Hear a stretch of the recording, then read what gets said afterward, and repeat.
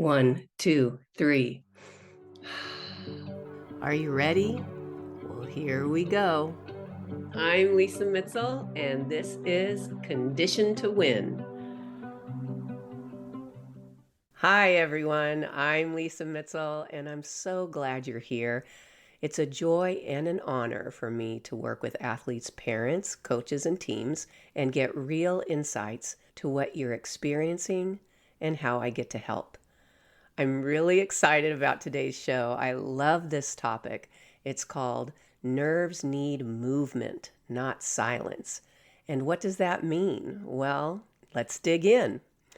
If you've ever watched your child or yourself or any young athlete get a stomach ache, feel nauseous, shaky, frozen, or overwhelmed before a competition, I want you to hear this clearly. Nothing is wrong with them. Nothing is wrong with you. And two, a nervous child does not equal a poor performance.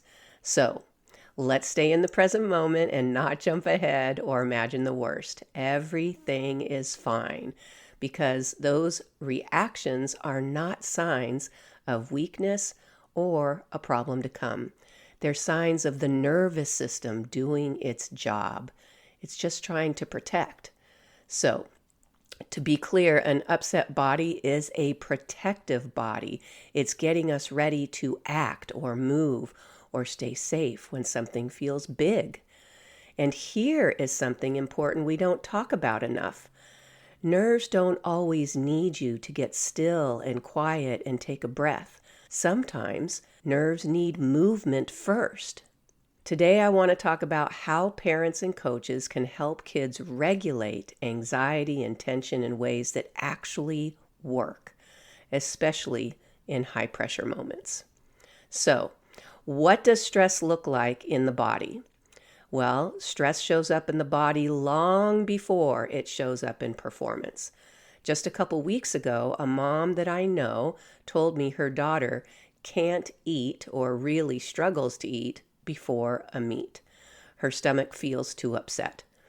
Before competition, you might see stomach aches, bathroom urgency, pacing, leg shaking. A child may get very silent or nonstop talking. During competition, kids often rush things and move too fast, not performing with full amplitude. Their minds can go blank, or they suddenly struggle with skills they can usually do.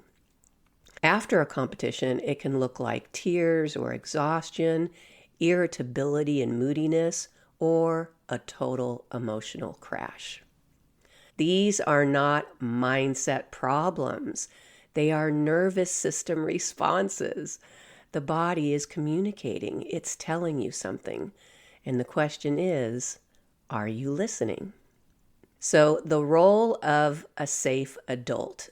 This is key when we are helping children to learn how to manage their nerves and how to compete well. One of the most powerful regulators for a child is a calm, steady adult. Not fixing anything, not coaching, not asking a lot of questions. And what you may not realize is sometimes you may be speaking quickly. Your words just kind of fall out of your mouth.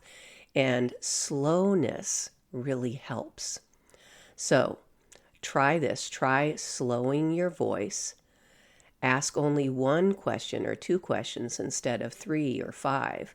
And give a child 30 seconds or more to respond. When your child pauses or does not immediately respond, that silence doesn't need to be filled. Their minds are processing, or they themselves are releasing the urgency to talk. They just need to take their time. Sometimes the most helpful thing you can say is, "I'm here," or "take your time." Your body is just working something out. Kids don't need us to rush them into calm. They just need us to model it. I want to share a brief example of a happy, calm parent, my mom, from when I was young and I competed in many competitions, and she was my anchor. So, this is a short passage from my book, Focused and on Fire, and the story is called Need Your Opponent, Then Kick Their Butt. My mom and I used to pray before my practices and always before competition. When I was 11 and preparing for a meet, we were in the car, we closed our eyes, we were holding hands, and my mom began. Let Lisa do her best, make her tricks, and stick her dismounts. And then my mom added, and may all the girls do their best today. I looked over thinking, everyone do their best? That sounded odd, but what followed was my education, specifically in sports, to wish everyone well. We wished that all my opponents would have a positive attitude, be safe, and perform their best. It was a little weird at first. I was very competitive as a gymnast, and though good luck is a nice thing to say to your opponent, my mom's intention was truly different. She really believed that winning wasn't the most important, but that competition helped athletes build character and take charge of their skills after much training, rise to the challenge, and do it together with a competitive spirit. Competition is learning and becoming your best self. Everyone, including me, will benefit by sending each other true best wishes. My mom demonstrated to me with her actions and words. She'd say, bless your opponents and you'll enjoy competition, even master it. As I watched my mom, I developed an increasing openness and a positive spirit. My mom warmly greeted girls at gymnastics meets. Good luck, she'd say with a big smile. She sparkled as she commented on how cute their hair ribbons and ponytails were. She buzzed around other moms and said nice things like, "Isn't this exciting?" with a big grin on her face. It was amazing to watch her. She exuded an abundance of happiness as she looked into their eyes. My mom was tickled that all the competitors were there together. It didn't matter what team they were on. She delighted in the energy and anticipation of the event. The athletes parading out on the floor, standing in straight lines, heads held high, singing the national anthem, and marching to their first event. My mom's attitude rubbed off on me. How could it not? She was so happy, and I was typically anxious to do my tricks. But I wanted to have fun too. We bought hair clips for my teammates as good luck gifts. I wrote cards to them, and I made friends with opponents I saw regularly. Of course, I still worked my butt off in practice. I wanted to win, but competition became more like a party than a do or die or a win-loss situation. Of course, I went through nervousness. I got the most terrible butterflies, but that was because it was important to me. But when we got to the meet and I started to warm up, or after I raised my hand to the judge, the butterflies would go away. It grew in my mind that the meet was an opportunity to have fun and to represent my team and to perform for the judges and parents and compete against other gymnasts. I felt so alive doing my routines in competition. I wanted to be great, and I wanted to do it while having a fabulous time. Okay, that's part of the story. I love it because it reminds me that competition doesn't have to feel stressful or serious in order to do well. Just watch college women's gymnastics and you'll understand what I'm saying. It can be a celebration when you put a different meaning to it. And it's wonderful to connect with other athletes and teams. This helps the kids feel safe and regulated. They're able to enjoy the experience much more while still striving and giving it their best. So that is a big part of reducing nerves, anxiety, and tension. It's your perspective and how you talk about competition. I tell the athletes I work with, it's a party if you want it to be. Competition is a place for fun and excitement. You can also use your imagination and fill the gym with thousands of hearts, your love, and spreading that love to everyone. This totally changes the whole mindset from a nervous, I'm being judged experience to one that feels like community and caring for each other. Okay, let's get to some exercises for nervousness. These are somatic actions, and I'm encouraging movement before stillness. Now, for some kids, being still and taking deep breaths, maybe 3 to 5, can work right away. For others, the body needs to move. Action helps release excessive nervous energy so that the body can settle. Number 1, shake it out.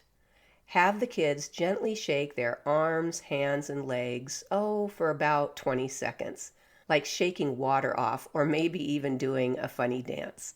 This helps the body complete a stress response.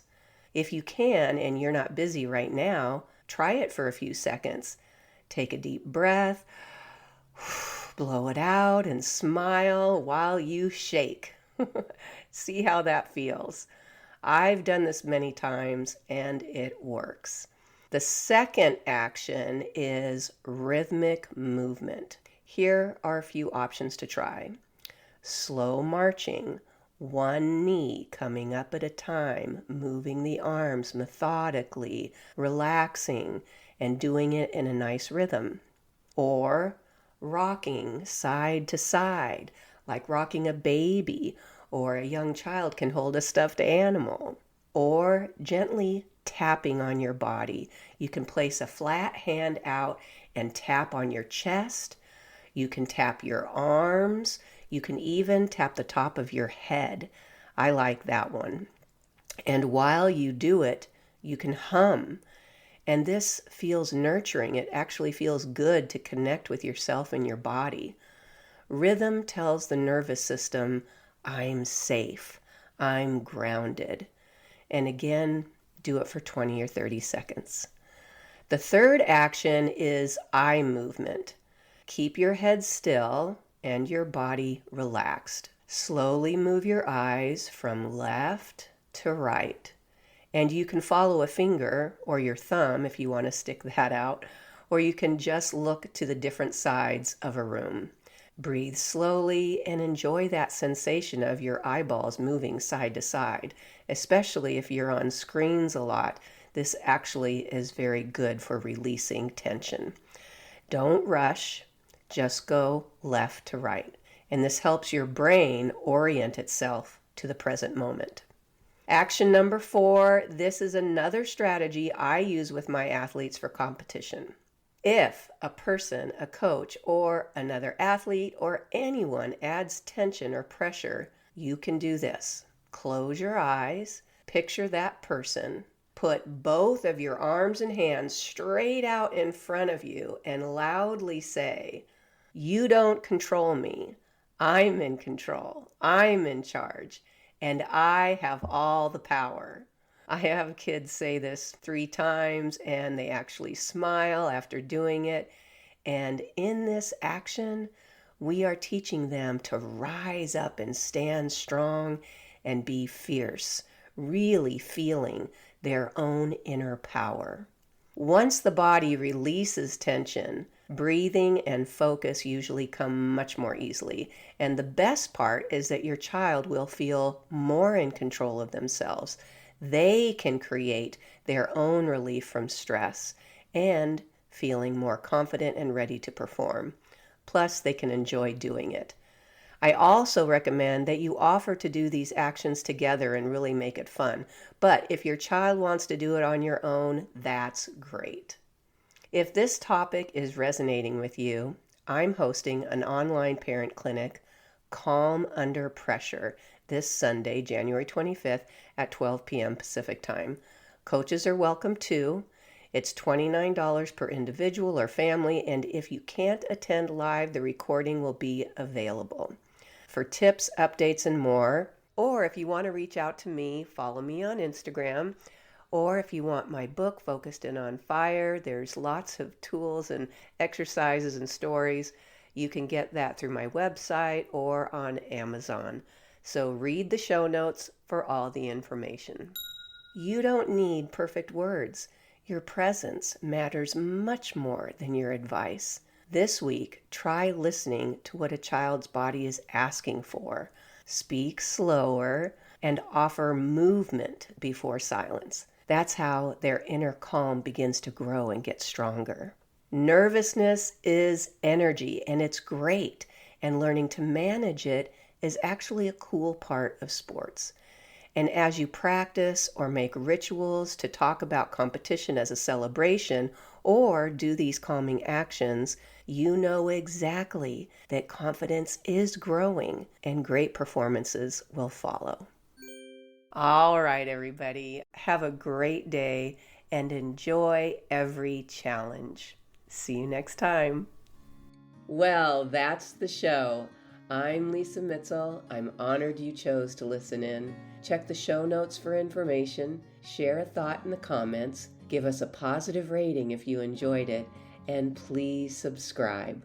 You are a light in the world. I'm sending you good vibes, deep breaths, and peace.